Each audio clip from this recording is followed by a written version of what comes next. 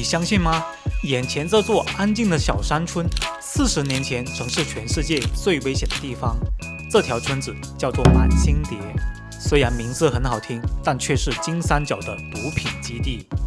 曾被美国以200万美元悬赏的头号毒枭坤沙就藏身其中。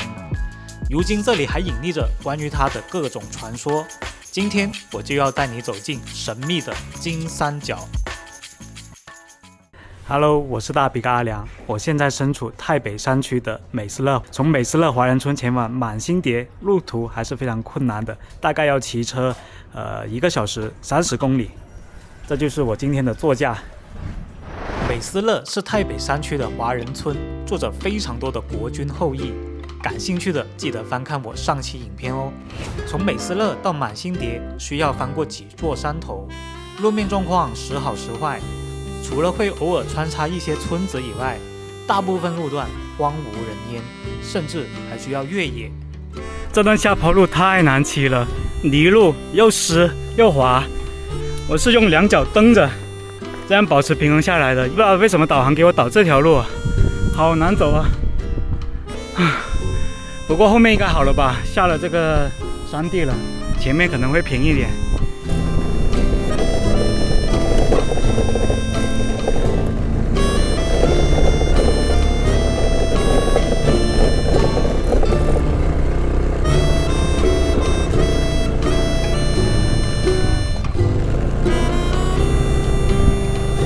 骑到中途看到一个小村落，停下来休息一下，给大家看一下太北山区农村的真实面貌。他们的房子呢，有的是砖砌的，有的是木头砌的。这就是他们的房子，非常的简陋。还有个天线，路边呢种的是玉米。能看出来，金三角地区还是挺贫穷的，因为是泰国、缅甸、老挝3国交界，旧时的3不管地带，连绵的山峰隔绝了外界，因此聚集了非常多的边缘人群，包括上期影片提到的美斯乐的国民党残部，还有缅甸的一些武装力量，各种山地民族。再加上巴山一水一分田的贫困格局，因此曾滋养了大量的鸦片种植。毕竟种粮食肯定是比不上种鸦片赚钱的，但毒品猖獗早已成为历史，取而代之的是成片的棕榈、茶叶、水稻等农作物。就不到别人家里看了，因为人生地不熟的，一个人在这还是有点危险。好，继续赶路吧。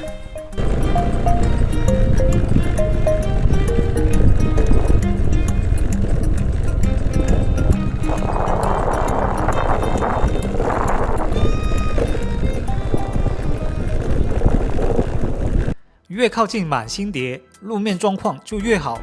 据说上世纪70年代，大毒枭坤沙就在泰缅边境活动，并把满星蝶建成他的毒品基地，曾经控制了金三角70%的毒品生产和运输。这里有军队、学校、医院、工厂，更像是金三角的中心，所以这里的路会修得比别的地方好一些。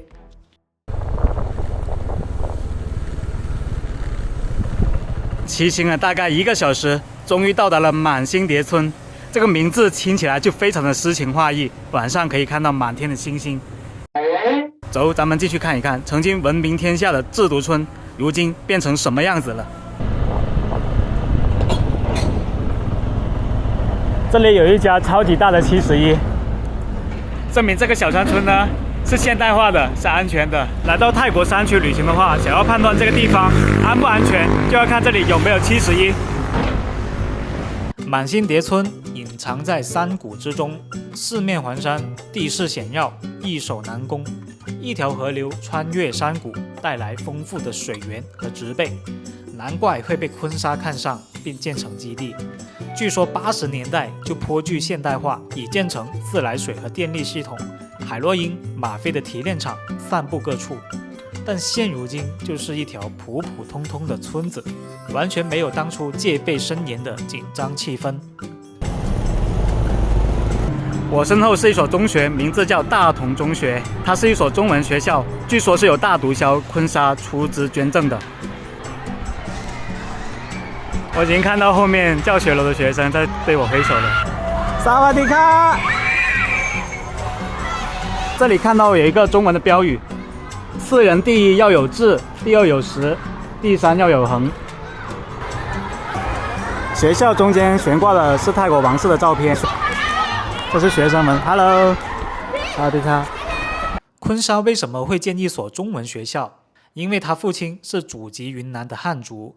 母亲是缅甸的善族，他从小就接受中华文化的熏陶，他甚至还有一个中文名字叫张其夫。而且这里生活着大量从云南来的华人，所以他就干脆建了一所华校。请问你会说中文吗？会一点点。哦，会一点点。嗨，对，我是中国人。哇，你们的反应好夸张。你好，你为什么会说中文？我学中文。每天都学吗？你也是吧？这个很好吃的。这个很好吃啊。对对对。哦。哎，20 baht đi。OK。哦，好吃，真不错。可是我。现在已经被学生围住了，好尴尬，在这吃烤串。那你的 YouTube 叫什么？我的 YouTube 是 No。比哥阿良。对，大比哥阿良。可以跟我一起读一句中文吗？可以。3、2、1，请关注大比哥阿良。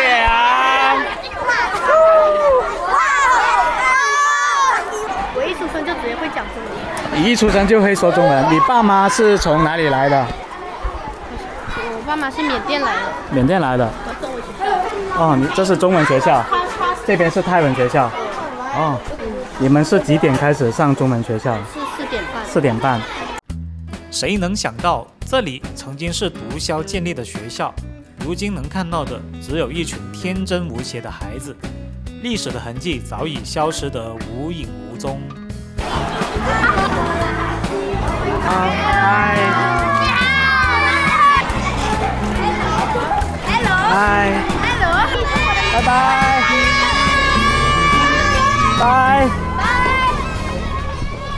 在里面开展拍摄工作太困难了，太多人围住你了，从来没有尝试过这种前呼后拥的感觉。大概了解一下里面的情况，就是它前面是泰文学校，后面是中文学校。中文学校的话是下午4点半开始的，他们基本上每天都会上中文所以里面的学生呢，大部分都是会讲中文的。现在前往下一站坤沙博物馆。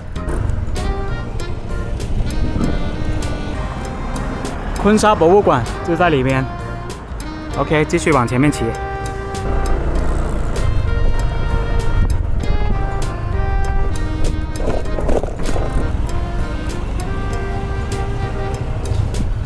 这有个咖啡厅，写的 “Hello， 你好”。其实这个村子中文的人是不是很多？相比美斯乐的话，少了很多。这里面是个菜市场。OK， 坤沙博物馆就在上面，走。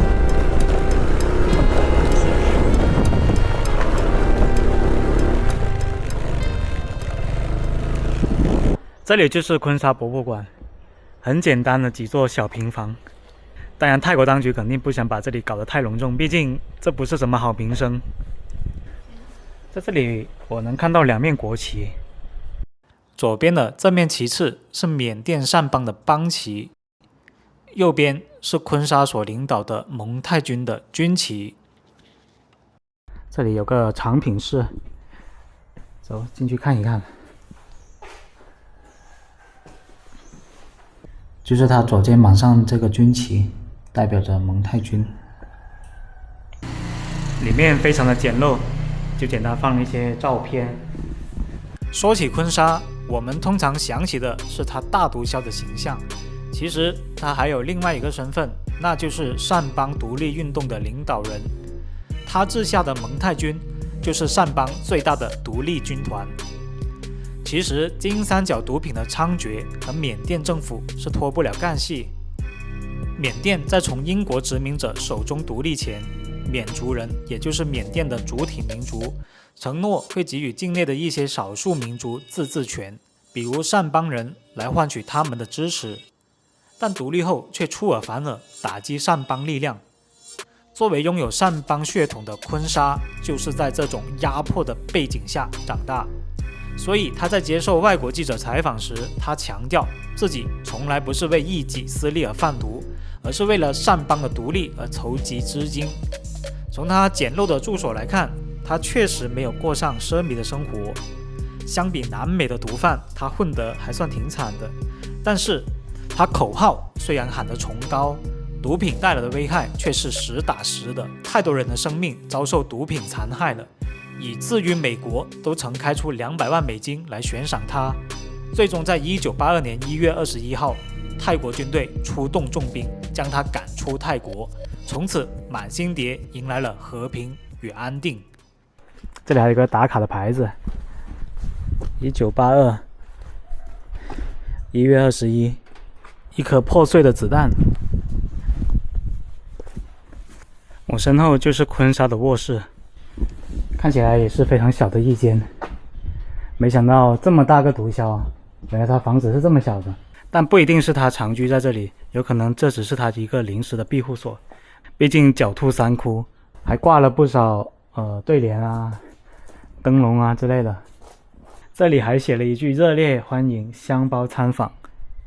谁敢来这里的游客其实是很少的，也仅仅是对金三角以及贩毒啊、制毒啊这些黑暗史感兴趣的人才会到这个地方。